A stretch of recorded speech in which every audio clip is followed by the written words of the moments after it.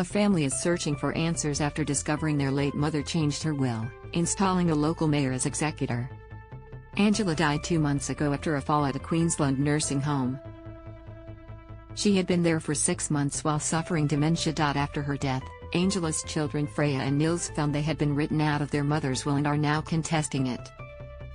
Read more. Redland Mayor Karen Williams pleads guilty to drink driving instead of her family. The 85-year-old's entire estate, estimated by her children to be worth about $500,000, had been left to an organization called the Redland Foundation, and the executor was listed as Redland Mayor Karen Williams.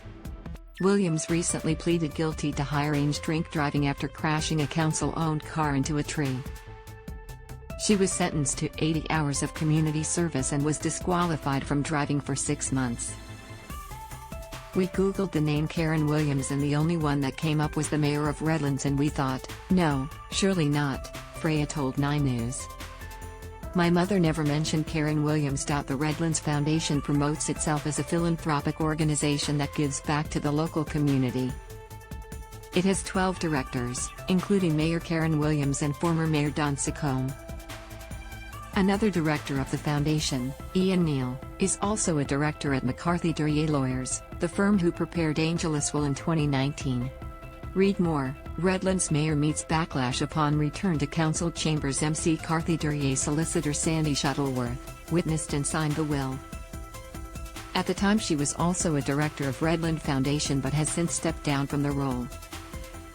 We don't want to let things lie because we have too many questions we want answered, Freya said.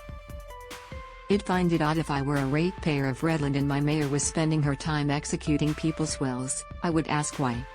The family is now contesting the will, questioning the arrangements in place, and said their mother changed it about 5 or 6 times in the previous years. They have copies of earlier versions, prepared by the public trustee, where they were beneficiaries with no mention of Karen Williams or her charity. Angela's family and friends say she was showing signs of dementia for years and question her capacity to change the will at the time, which will form part of the family's legal claim. Things around the house, she couldn't find things, her son Nils said. Family friend Marie-Louise Howie said she also noticed a change in Angela's behavior. In the last, say, 5 or 6 years, we went on some cruises together and we had fun together, she told 9 News. She was always fun, but during that time that's when I could see the big difference with her. Read more. Residents rally for resignation of Redlands Mayor Karen Williams. 9 News does not suggest any party involved in making Angela's will acted improperly. However, Angela's family said they are desperate for answers, and so far Williams refused multiple requests from 9 News for an interview about the will and the Redland Foundation.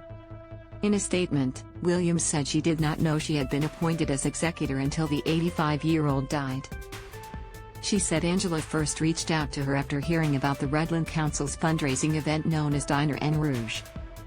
Angela contacted Council in mid-2019 after hearing about the funding raised for domestic violence causes through Diner en Rouge, she said. This was the first time Angela had contacted the Council or myself regarding this matter. At her request, Angela met with me and council officers and explained that she was considering making a donation to support local domestic violence organizations, including potentially providing her home for those escaping domestic violence.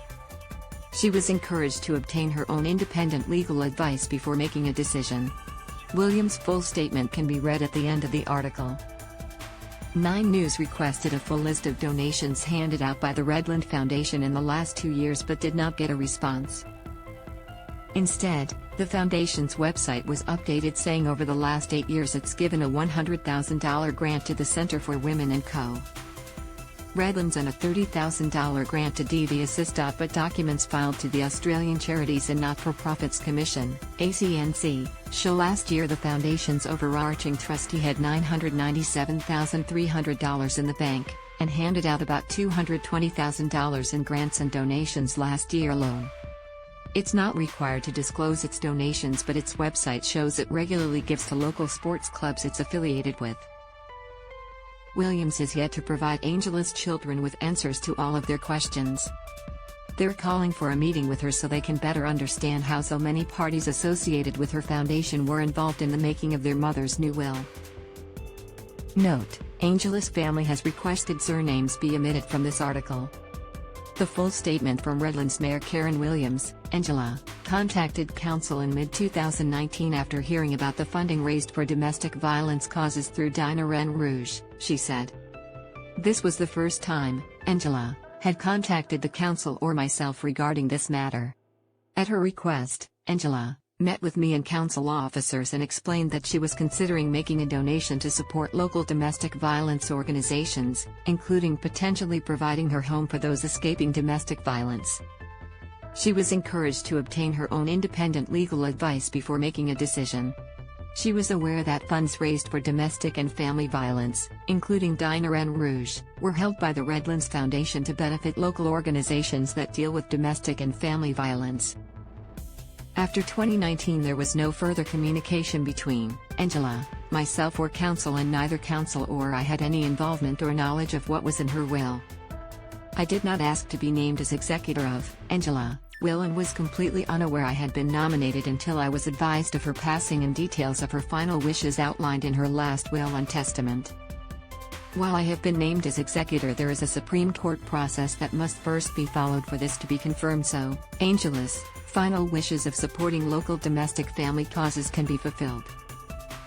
I did not know Angela at all before she contacted council and was not in contact with her after 2019.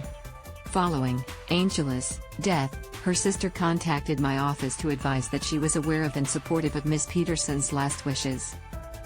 It is a matter for the Supreme Court to determine Angela's state of mind at the signing of her will and determine the validity of her requests.